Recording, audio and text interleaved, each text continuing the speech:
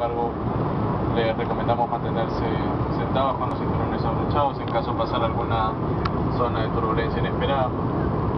Las condiciones en Trujillo, en nuestro río, nos esperan con un cielo cubierto y una temperatura de 18 grados. Ahora por favor les pido que se relajen, disfruten del vuelo y nuestra atención a bordo.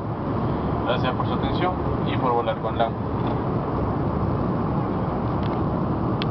Good morning, ladies and gentlemen. This is the first officer speaking from the flight deck. My name is Dieter Espinosa.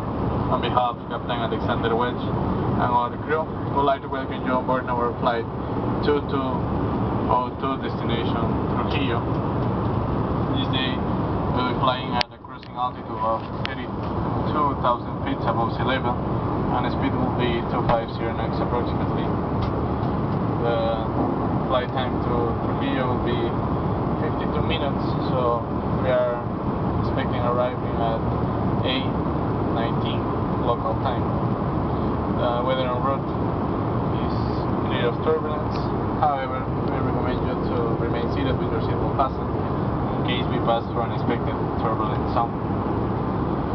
The weather at the arrival of Trujillo